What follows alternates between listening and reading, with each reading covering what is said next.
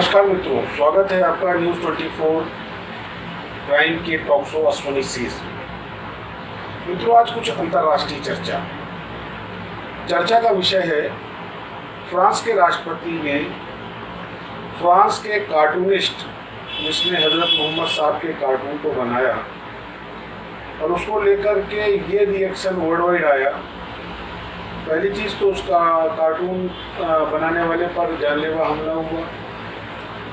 उसके बाद में पूरे विश्व समुदाय ने, जब फ्रांस के राष्ट्रपति ने उस हमले की निंदा की और इसको स्वतंत्रता की अभिव्यक्ति की हत्या बताते हुए जब कटाक्ष किया, तो पूरा विश्व समुदाय का जो मुस्लिम संघ है उसने एकजुट होकर के फ्रांस के बहिष्कार की बात की। अच्छी बात है, किसी भी व्यक्ति को किसी भी धर्म या मजहब या उसके पैगंबरों या उसके जो वरिष्ठ हैं, बड़े जिनको भगवान हम कहते हैं या जिनको देवता हम कहते हैं, किसी के ऊपर टिप्पणी करना ये कोई शोभनीय बात नहीं है। परंतु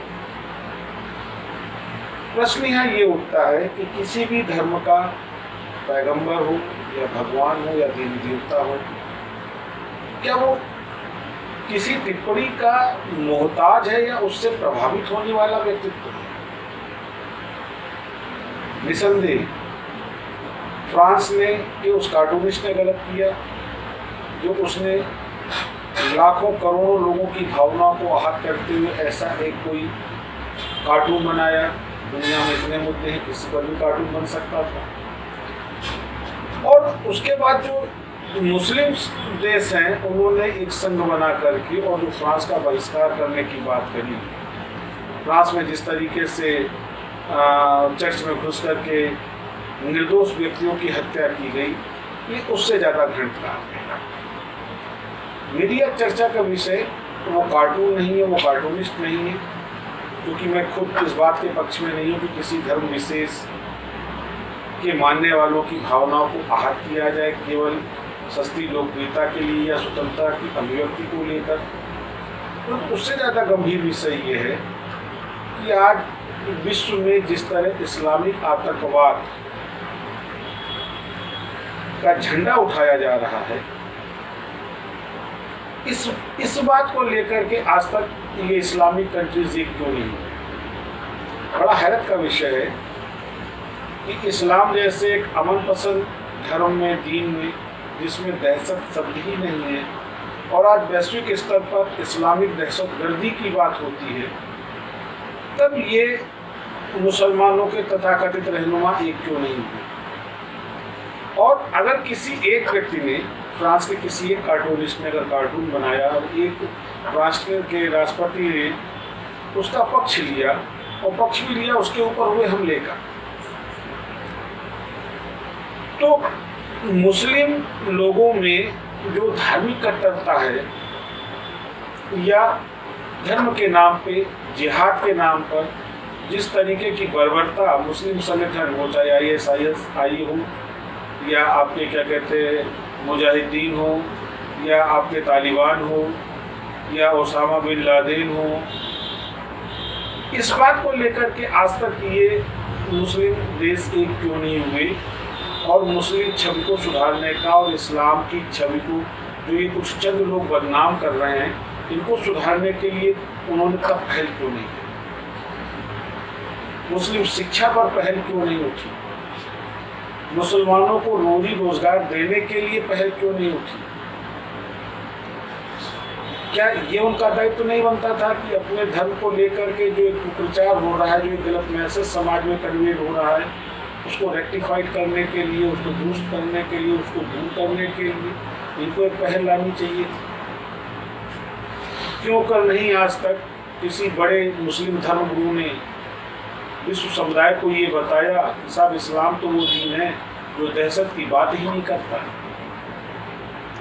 मैं एक वाक़या आपके साथ शेयर करूंगा कि नबी सल्लल्लाहु अलैहि वसल्लम ने अपने परिजन की हत्या कर, उसका कलेजा चाक कर, उसका खून से नहाने वाली एक महिला जब उसने इस्लाम कबूल किया और आपके सामने आई, तो आपने उसको माफ़ करते हुए कहा कि हिंदा मेरे सामने मत आया कर, तकलीफ होती। जिस दीन में और जिस दीन को लाने वाले में संयम का ये मासरा हो,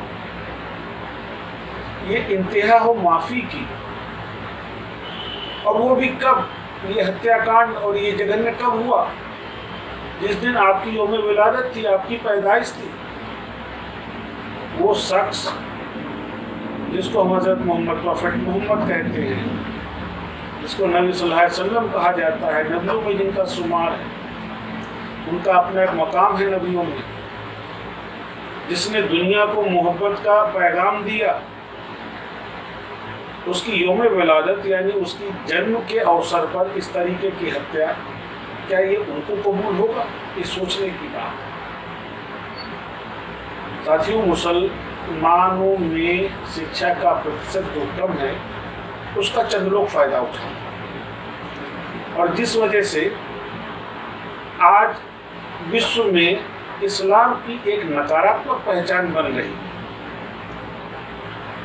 इन मुस्लिम कंट्रीज़ को बजाय एकजुट होकर के और फ्रांस का विरोध करने के, इनको आना चाहिए आगे इस तरीके की पनपती सोच के विरोध को लिए। क्यों नहीं ये उसके लिए बढ़ रहा है? आप सोचिए, कहीं ना कहीं से तो फंड इन आतंकवादी संगठनों को आता ही होगा। कश्मीर में आए दिन आतंकियों के हमले, मरता कौन है? एक आम निर्दोष आदमी। वो हिंदू भी हो सकता है और मुसलमान भी हो सकता है, लेकिन होता वो निर्दोष है। तो क्या निर्दोषों की हत्या इस्लाम के नाम पे की जा सकती है? कतई नहीं। इस्लाम तो वो दीन है जो कहता है कि आप हर दीन का जो है आप स्वागत करें, उसका सम्मान करें, एहतराम करें।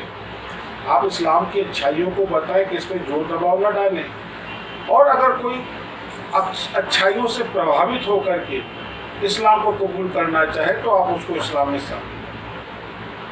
अभी हाल का ये वाक़या हरियाणा का मैं आपके साथ शेयर करूंगा, जिसमें तथाकथित लव जिहाद के नाम पर उस लड़की पर धर्म परिवर्तन का दबाव डाला जा रहा था, जबकि इस्लाम में इसकी मनाही है। आप दबाव मत डालिए, आप इस्लाम की अच्छाइयों को बताइए, और फिर कोई व्यक्ति अगर इस्लाम में ईमान लाना चाहता है, इस्लाम कबूल करना चाहता है, तो उसका स्वागत है। और उस लड़की के न कबूल करने पे क्या किया? उसकी हत्या कर दी। साथियों, ये वर्तमान समय में जो माहौल पैदा हो रहा है, इसके लिए इस्लामिक स्कॉलर्स को आगे आना चाहिए, इनको लीड लेनी चाहिए, कौम का नेतृत्व, कौम की रहनुमाई करनी चाहिए, बजाय इसके कि ऐसी गतिविधियों को बढ़ावा देने के लिए इस्लामिक राष्ट्र एकजुट हो रहे हैं। बड़ा गंभीर है। इससे मैसेज और भी नकारात्मक जाएगा। इस्लाम की छवि को, जो एक्चुअल जो इमेज ऑफ इस्लाम है, आज वो समाज के सामने लाने की ज़रूरत है।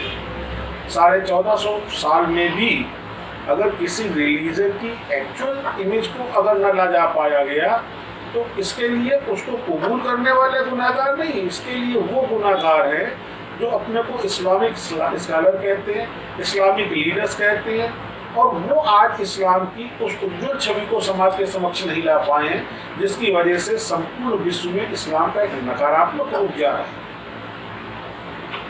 साथियों, बड़ा गंभीर है, विषय चिंतनशील भी है, और भारत जैसे एक मल्टीकल्चर कंट्री के लिए ये और भी ज़्यादा गंभीर है। आवश्यकता है कि इस्लामिक कल्चर्स को, इस्लामिक स्कॉलर्स को, इस्लामिक कल्चर को एज इट इज़ प्रेजेंट करना चाहिए।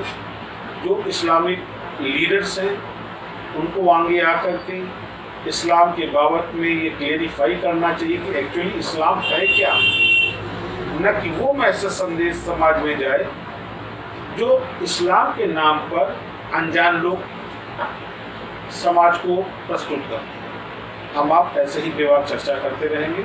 आप हमारा चैनल सब्सक्राइब करें और हमें लाइक करें। नमस्कार।